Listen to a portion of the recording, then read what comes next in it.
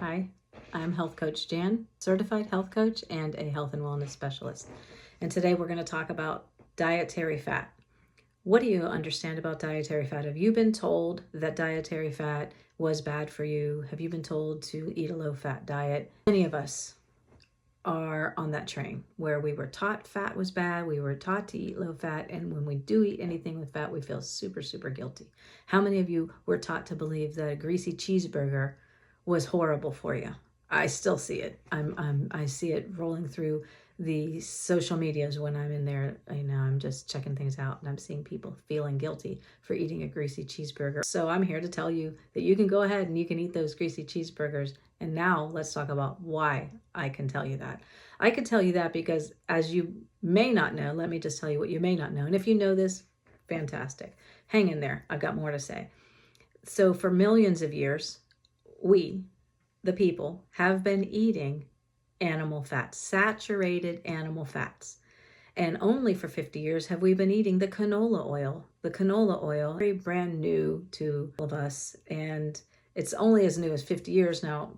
Brand new, not so much to those of us who have been in it for the full 50 years, like myself. There's no good that comes from that canola oil, okay? So you can kind of use it to grease your hinges on your door. You don't need it for your body. What I would say is also remove the omega-6s. And omega-6s would come in the form of animals that have been fed grains. So that's why they talk about grass-fed this and grass-fed that. The reason that's important is because the grass-fed ones are the ones have lower omega-6s. And omega-6s are, much like the canola oils and the other seed oils, highly inflammatory. So remove the seed oils from your life, remove the omega-6s as much as you can, and then introduce lots of animal fat back into your diet, because guys, we were adapted to eat the animal fat with our protein. Saturated fat is among the most resilient of our fats. It reduces inflammation, as I've already said. It helps to balance hormones. I am a testimony to that. It provides cells with the means to heal your body. And the fats that you should be eating mostly are beef, bison, lamb, elk, venison, ghee, and butter. And for the vegans out there, you might be interested in the cocoa butter or the coconut oil instead.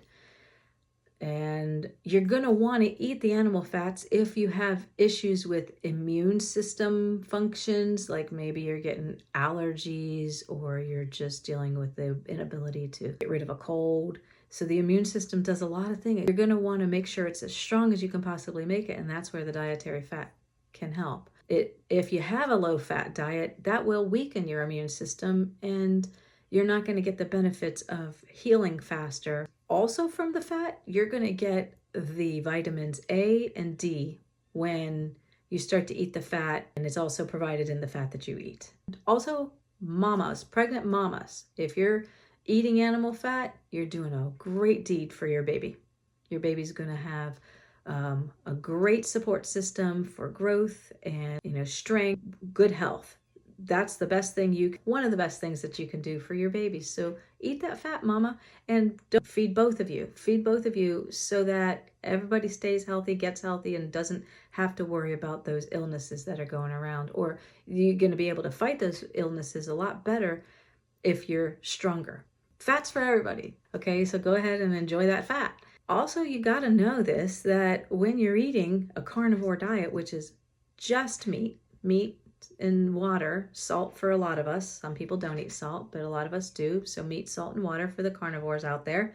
When you're eating carnivore diet, you're getting most of your calories from your fat. So that really does help to satiate you, which means keep you full.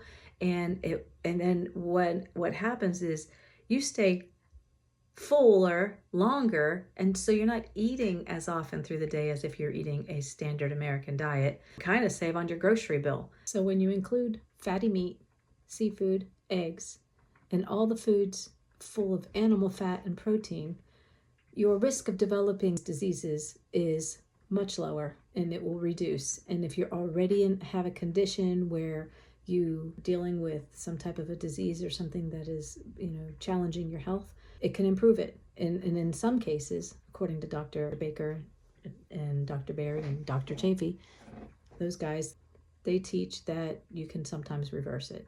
Keep in mind too that we're not going to go right around blaming our doctors because it's not their fault. Any doctor who has any great nutrition knowledge, they did that on their own.